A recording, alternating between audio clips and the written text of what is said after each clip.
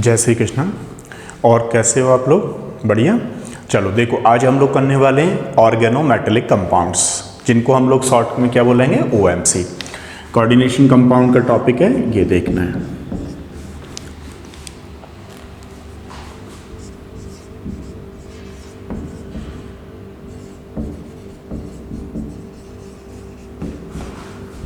अच्छा बताइए, organometallic compounds देखिए,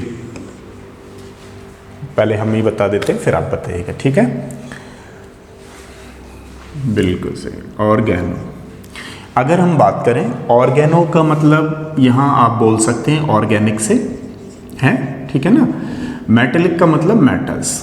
जब किसी कार्बन से कोई भी मेटल डायरेक्ट अटैच होता है तो उसको हम लोग ऑर्गेनोमेटेलिक कंपाउंड्स बोलते हैं। या हम ऐसे ही बोल सकते हैं कि जब कार्बन अटैच होता है, पोलर ग्रुप पार्ट जो अटैच होता है, या पोलर कोवलेंट बॉन्ड अटैच होता है किससे? मेटल से, that is called the organometallic compounds. जैसे फॉर एग्जांपल के लिए RMgX, समझ रहे हो आप लोग? ये मेटल है, इसको हम लोग पोलर बोलते हैं। आप लोग जानते हो पोलर पार्ट है क्योंकि इस पर स्लाइटली नेगेटिव आएगा और इस पर स्लाइटली पॉजिटिव आता है, तो पोलर कोवलेंट कंपाउंड बोलते हैं, ठीक है ना। जब कोई मेटल किसी कार्बन से डायरेक्ट अटैच होता है, in that case we can say that is the organometallic compounds. लेकिन ऑर्गेनोमेटेलिक कंपाउंड्स में आपको ध्यान रखना पड़ेगा, पोलर कोवलेंट कंपाउंड्स होंगे, ठीक है। अब जैसे इसको हम लोग कौन सा बोलते हैं? Grignard reagent. This is known as the Grignard reagent.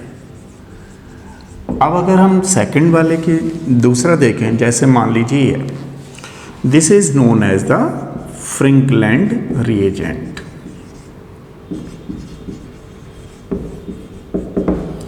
This is called the Frankland reagent. अब देखिए यहाँ पे क्या है, जो जिंक है वो डायरेक्ट अटैच है। जिंक यहाँ पे डायरेक्ट अटैच है किससे? एल्काइल ग्रुप से, ठीक है। तो अब यहाँ पे जो हम लोग बात कर रहे थे, इसकी डेफिनेशन अगर आप देखना चाहें तो, when carbon attached to metal with polar covalent compounds, ठीक है, compounds, that is called the organometallic compounds।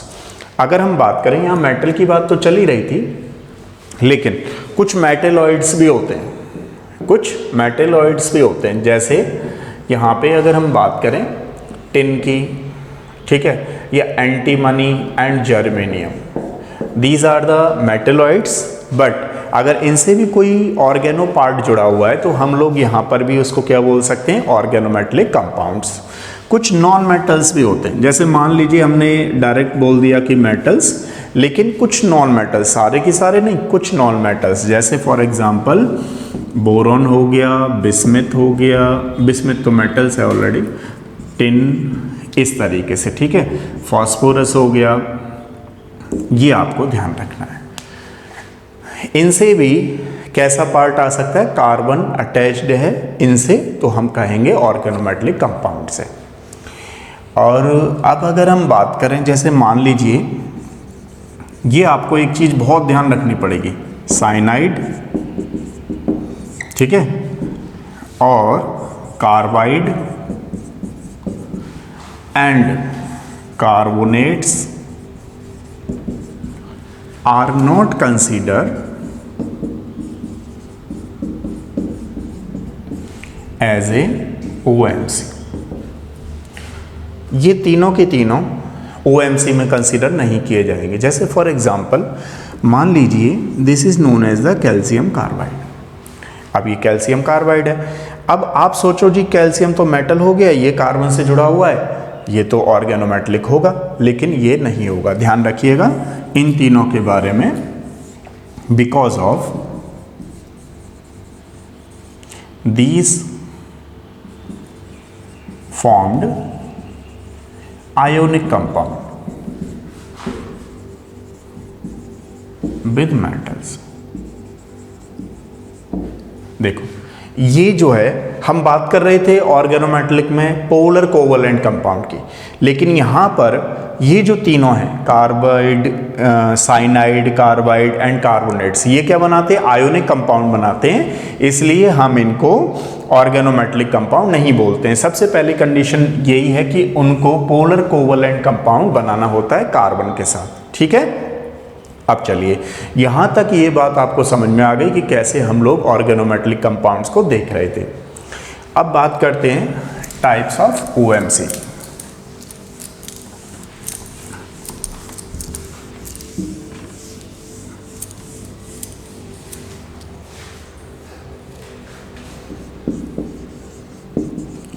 Types of organometallic compounds. ठीक है, अगर हम ऑर्गेनोमेटेलिक कंपाउंड्स के टाइप्स की बात करें तो देयर आर 3 टाइप्स। कितने टाइप के होते हैं ये? 3 टाइप्स के। ठीक है, जैसे एक होता है sigma bonded OMC organometallic compound, एक होता है पाई बॉन्डेड, एक होता है sigma and pi bonded OMC.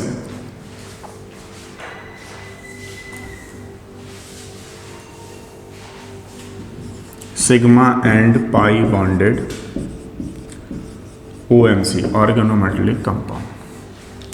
अब देखिए अगर हम लोग सिग्मा बॉन्ड की बात करेंगे तो इसमें जो मेटल है, मेटल और कार्बन के बीच में जो अटैचमेंट है उसमें सारे के सारे सिंगल बॉन्ड होना जरूरी है। ठीक है, जैसे मान लीजिए हमारे पास पहला example ORMGS, this is the Grignard reagent. देखो यहाँ भी सिंगल बॉन्ड, यहाँ भी सिंगल बॉन्ड चारों तरफ से। जैसे मान लीजिए R2ZN। ठीक है, अब एक आप लोग जानते हो जिगलर-नाटा कैटलिस्ट, ये तो फ्रिंकलैंड रिएजेंट है, फ्रिंकलैंड रिएजेंट। ठीक है, this is known as the Grignard reagent. एक होता है हमारे पास टेल, tetra ethyl lead, tetra ethyl lead, ये एंटी नोकिंग एजेंट है। जब आपको एप्लीकेशन कराएंगे तब बता देंगे टेट्रा इथाइल लेड। अब देखो ये कैसे लिखा हुआ है, लेड इस तरीके से लिखा हुआ है, C2H5 है ना, C2H5, C2H5 एंड C2H5। समझ रहे हो मेरी बात आप लोग? तो टेल, टेट्रा इथाइल लेड। अब देखिए अगर हम लोग, एक होता है हमारे पास जिगलर-नाटा कैटलिस्ट,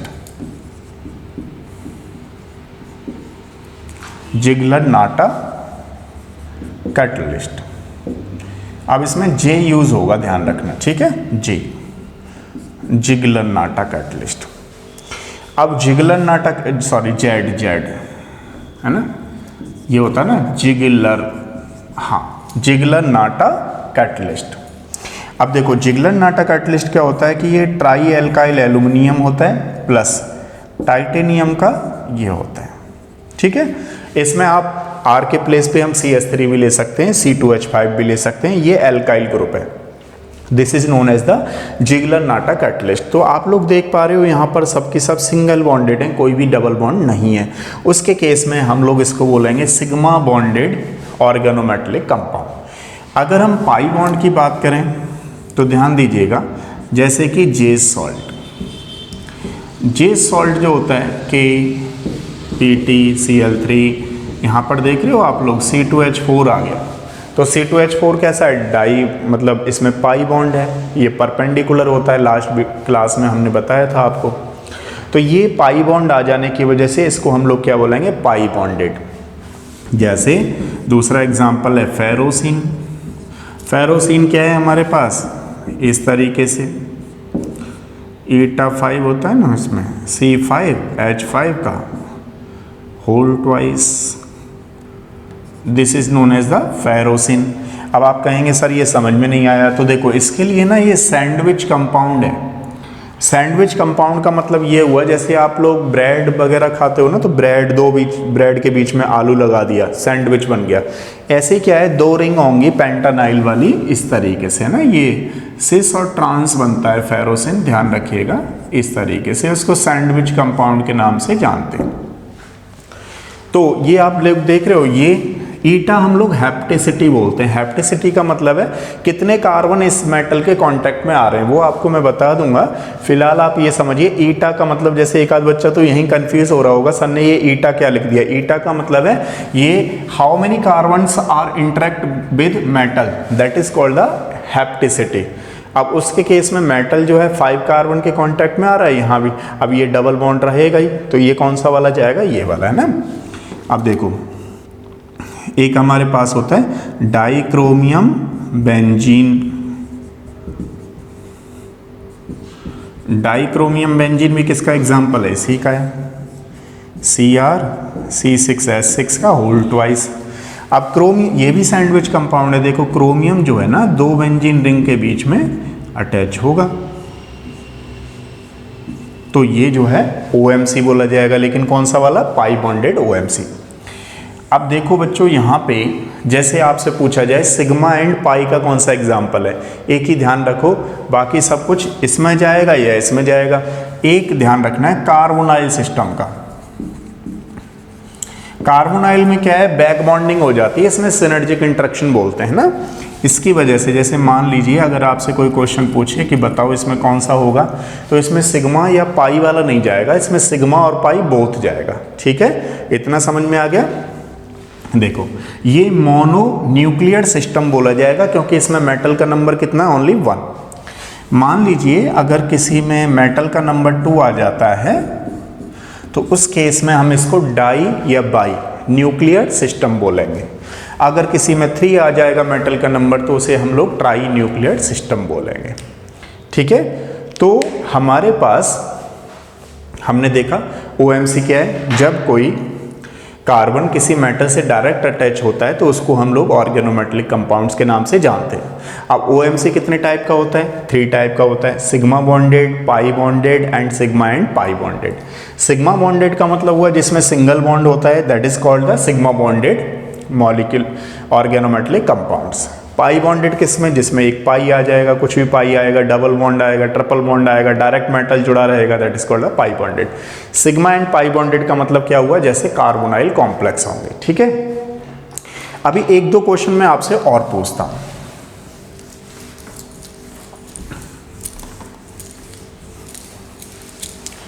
जैसे मान लीजिए अगर मैं किसी बच्चे से पूछूं क्या ये OMC है, बिल्कुल सही है, ये OMC नहीं है, OMC का डेरिवेटिव्स है, ऑर्गेनोमेटेलिक कंपाउंड्स का डेरिवेटिव है। आप कहेंगे क्यों, क्योंकि देखिए यहाँ पर कार्बन डायरेक्ट इससे नहीं जुड़ा हुआ, that's why it is organo derivative compounds, not a organometallic, always remember. जैसे मान लीजिए अगर कहीं पे ऐसा लिखा आ रहा है, तो आप इसको बिल्कुल ऑर्गेनोमेटेलिक कंपाउंड बोलेंगे। क्यों बोलेंगे, क्योंकि यहाँ पे जो बोरोन है वो डायरेक्ट कार्बन से अटैच है। तो this is the example of OMC, but this is not. ठीक है, इसका आप लोग ध्यान रखेंगे। अच्छा, तो नेक्स्ट वीडियो में मिलेंगे, तब तक के लिए थैंक यू सो मच। देखिए इसमें जैसे अब हम लोग ऑर्गेनोमेटेलिक कंपाउंड के एप्लीकेशन देखेंगे ना,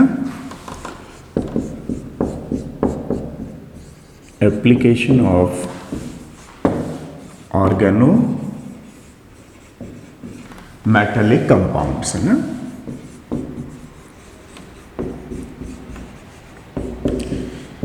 देखिए पहले तो आप लोगों को ये थोड़ा पता होना चाहिए कि होमोजीनियस एंड हेट्रोजीनियस OMC के नाम से भी आ जाता है कई बार क्वेश्चन। तो देखिए एक होमोजीनियस ऑर्गेनोमेटेलिक कंपाउंड्स होते हैं, कौन कौन से, जैसे विल्किंसन कैटलिस्ट, विल्किंसन कैटलिस्ट है ना, इस तरीके से। इसको ट्राइफिनाइल फॉस्फीन क्लोरोरोहिडियम। दूसरी चीज़ ध्यान रखिएगा इसमें आप लोग कि DsP2 हाइब्रिडाइजेशन होता है, ठीक है।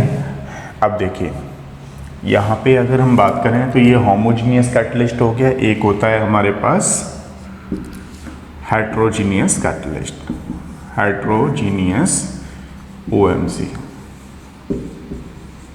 ठीक है। तो हेट्रोजीनियस कौन सा होता है हमारे पास? Ziegler Natta catalyst, Ziegler Natta catalyst. अब ये जिगलर नाटा कैटलिस्ट क्या होता है? R3Al, इसको ये कोऑर्डिनेट बॉन्ड बनाता है, किससे? ये ध्यान रखना है ना, टाइटेनियम टेट्राक्लोराइड से। एक चीज़ और ध्यान रखिएगा आप कि ये होमोजीनियस हो गया, ये हेट्रोजीनियस हो गया, ये जो दोनों के दोनों हैं वो यूज़ किए जाते हैं हाई डेंसिटी पॉलीथीन होता है ना एक HDP पॉलीथीन बनाने में, या पॉलीमराइजेशन ऑफ ईथीन के पॉलीमराइजेशन में, हाई डेंसिटी पॉलीथीन बनाने में ये यूज़ किए जाते हैं, ठीक है। एक होमोजीनियस का यूज़ होता है, एक हेट्रोजीनियस, अलग अलग यूज़ होते हैं। थर्ड वाला इसका एप्लीकेशन क्या है? देखो जैसे पेट्रोल की अगर हम बात करें, इन पेट्रोल, तो पेट्रोल में OMC कैसे यूज़ होते हैं? इसको टेल बोलते हैं, tetra ethyl lead. This is the tetra ethyl lead used as a anti knocking agent।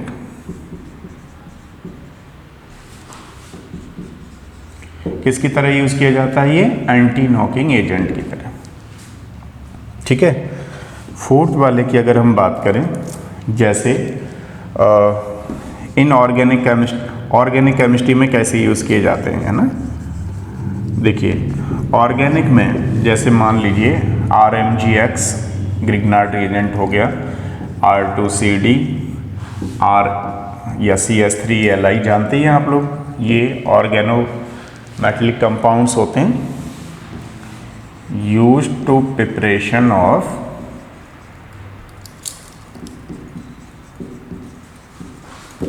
Almost all organic compounds. Organic compounds बनाने में ध्यान रखिएगा, पूरी ऑर्गेनिक केमिस्ट्री में लगभग ये चलेंगे ही चलेंगे आपको OMC, ठीक है ना। इस तरीके से देखिए फोर्थ वाला मैं यहाँ लिखता हूँ, फिफ्थ है ये। जैसे आप देखिए सीड्स एग्रीकल्चर में कैसे यूज़ किया जाता है? इन एग्रीकल्चर, अगर हम लोग एग्रीकल्चर की बात करेंगे तो seeds are treated with ethyl mercury chloride. Seeds are treated with ethyl mercury chloride, this is the OMC to protect infection in plant, ठीक है, ये ध्यान रखना। 6 वाला एक एप्लीकेशन और बताता हूं मैं आपको, तो ये OMC के एप्लीकेशन है, ठीक है ना। देखो 6 वाला है हमारे पास ऑर्गेनो मेडिसिन में कैसे यूज किया जाता है इसको, वो मैं बताता हूं एक बार। इन मेडिसिन लिख देते हैं, वो ज्यादा बेटर है ना।